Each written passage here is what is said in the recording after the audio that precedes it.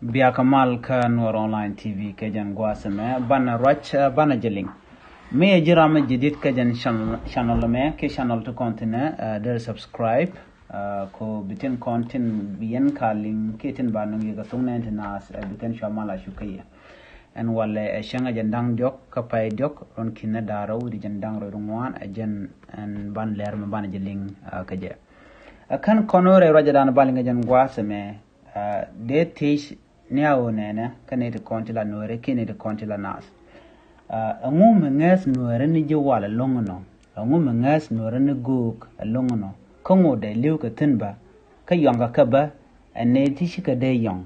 kate guga to tikatin kate tejewalba re nore tikatin angu mshu nore kaje kaji walten kontila guk tin la ron woto e ganken we nuare teketen adoba dien mi nuare tungwan nges kani go khas ni ke jamo kene de kon la jiwal ka ngu mi nuare dwal ken ke jiwal ka jamo bana rajma bana jelinkel ko gor kono de kon madana tuogre we nuare kere shin nuare ka doba dana naka ken shanka je ke liu ken ke je ka tela mal ke mat mi de kam dien de kon linkel ke jen gwasme deji jogono jin nyaga kanasin ko ken ko bilere me bijelinga gwa ka doba nan dere linka je ko raje me we gane dial kondlan wori ka linga dan deran linka je ka shoje dan shuy ka wori ke doba dan deje ka pyon ka je banje chulinkel men nget wori nugo kaas ni ka je ke men nget wori ni jowal ka je re win wori bu kon ka linkel gwa same ne tungwana ken along re wish wori nges ken jowal ken jiwal dol nas ke ko mishiran misha ga karan en guk ki gon wal mo misha ga karam nuar la ja lunya wal ajeno dong ba dore be jadak ki ba kwak ramo mo be kanang ko bom ki ba ga jaga jabat enamo chena jaga ja dol long ka dol medit re wish nuari ajen mangas ka guk gweni ka jamo ki jen mangas ka jiwal ka jamo ko dwal nas ko bi ka nas bi ken kanet katala mal non kan re nuare jiwal ki go nuari twis kwar ka ke mit gor kwar no jen be kwar be jejek baror ying moch ka guk me binyin ka dial jaga jagwa be guk mo moy ka kwak ka ba jam jaka wo be la kwar kon kwar ka jen gwa me taje ka no je ka ngwanaten ki bi mi gor mo de jegre teka bi jek ko ci tuot ka jen go ko mo mite gram gor kwar ka goro barara dien be kwaka be ka kan ki barara dien be jama kenyin ke mite la gwa me jege je baram mo be je tuot ki be jawlon wal ko be jen ramo mo bi kula nyin ke re nuari an chianga me de tin ka nuari ka doba danan jiwal man dakkan wi nuare kaja kan jiwal re nuare cha kan nyok ko telaka palpal ala kan panken doba danan men nokka ke doba danan len marudin kaja ala kan dol nas ke dol nas ke ka duptin kontin we kaje no de kana de kan kanak ko kan panken telaka palpal ki telaka kai luat mi chika ga karan bikan mi jiya ga long bikan yik lat ke jira mamo ene mi chilo chi ko ka bom ko bi nyin ka je an gon wala ma ki go ko mo kan jiwal dol nas ka ke ajen mi jag no ko bi ko shuj gwad me shu ma ne tin no ka wal ken ba na kan ka a can no ke ne de kon la go ngo da ba mi chiran te dor je gor ka ji ka shi pe ne be ji na gang yin wi kwang ke gang yin gwa ga gen te no be ji yin nak a can dong randu ki dong tien kel na me amulat ke go gweni ki ne tin kon ta ka wala re nore ko kan tele ka palika ka ne ko ken ki ne la nore chicken ja gor no de kan malam de kan no la kan gor de kan yik yarje andoromo kan jiwal tin tere nuari michiran duor bech la ja kana ka bom ka bela de no gor kosen an kan mukaran chiran do kan lo be jigu jogo no an kana je ka do ma ke kamne be jogo gor koza la koz le mun koz gwenda na ko na la nakaja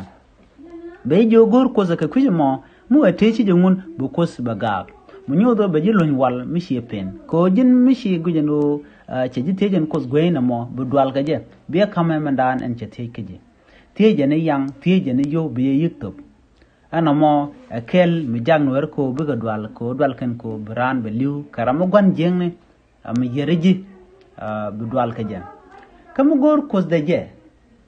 amum che chu kam ni je ka do mu gwa ko be wo ma ni dungra mu da dien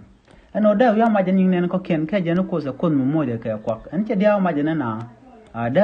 da ro da lede ka da pur ka bel da re yang da na go da je duno ken ci ken je no cham ken ni kon tin ko ka ngwa ki tin ko ka ngu ka kos ki ka wal ken ko na de ka kan go nuar fan ken tala mal mo non ken re nuare a chang shi ka ku tues ba alo tues ken ni kon tala jite ka dien ko dong de ka joj ke de mutuok tala mal mo non ken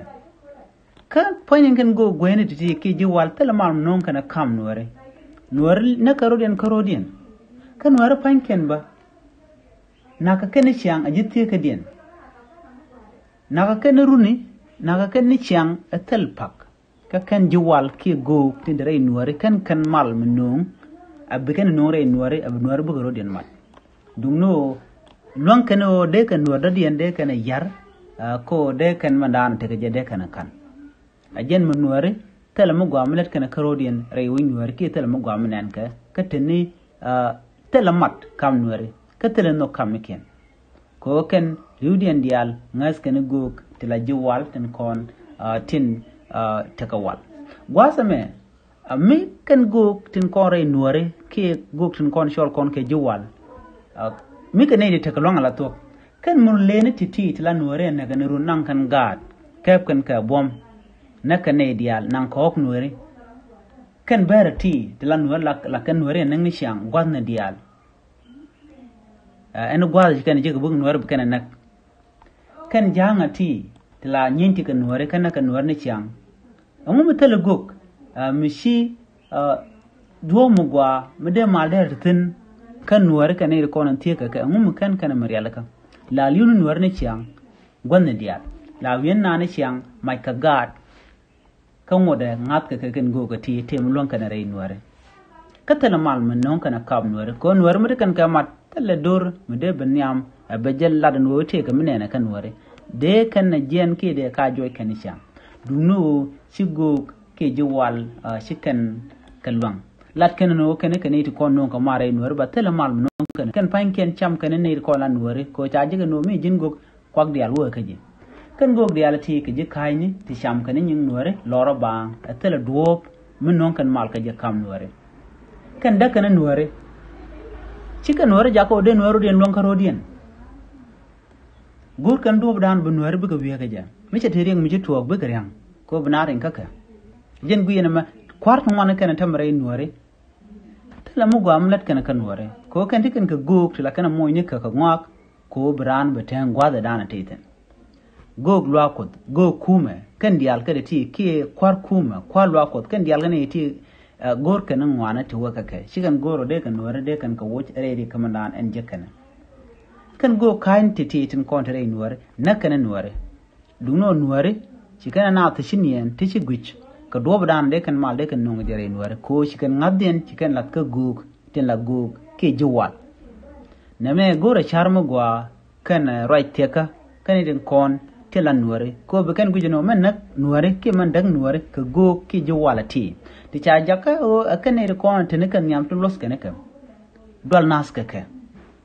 ba men ne binuar beliwo ba men ne binuar batte daklan mo tela mal mo banong ka jiwala ti tekata kan ne konten yar kanware min lon kan no kan nuare tuet ka ci kan jori kan ga tuet ko dong de ko ri lak jok ngum la lo dien re nuare la jiwala ti dol nuare ka kelong ko kan la kan nuare la kan ka nak ka pan ken kan nuare ka tela mal non kan re nuare kan nuare dol kan ka go tela jiwal ko ba kan nak ane ti kon la go karen dia la lat ke ne kon tin lat ke di je ka long ka go ka kan ne kon dol nat ka jengte kor mu jetuok mu dong de mal de nong la kan jereje ko bine ti bu ko tuet ka tang bus ne de go kel kane dang ro tin de ram tuet ka jen go ko mo ka de ram tuet ka jen go ko mo pe ka yo to be ka je ki ok to be ka je tala mal mo nonga ana me kel mo nang nuare ki mo dang nuare am goro de nuare de kane go go ka ku go gwenten kon tin yanga ka pin tin da ka nuare nuare la kana wieni shang tala mal na ka ne liu ne tine ka jot kane de kon tin yar ka wo ken go gwene titi angum ngan nuare ne je wala longono ka ngure liu ka tin ka yanga ka benetin ka tala ka mal panken kamiken de jogno jin te jama dar wo ka jiram bene malingo ke jiram chin malingo mi shi chumni ngwa same die woje an wo chitin yala kon chala chikiling bi mo gwa ci guje mo den na kan mo den war kan bi kan jiwal telam let kan ka kon jiwal akane kon da ka win ware ajen da na shu ware ka je ray ware ka jen gwa same ajen mi lon riem die ne shang ka telam lon kan kan jiwal ten kon ray ware lon kan o de kan ware die de kan nak lon kan o de kan ware die de kan dak lon kan o de ran karwa de ran karwa de ka tu we mai ne ka kane ko ken gorno jin bi ñu wax nasin ko ken jen gwaz dan de roy dan der pekten mi jirama jidit ka jen channel me gorno jin de subscribe ka de Northline TV de subscribe tin ka de ñu wax nas ko ken ka de notification bell de je twan en wala sanga jen dang jok ko pay jok ron kina dara wi jen dang ro ngwan bi atakamal bye bye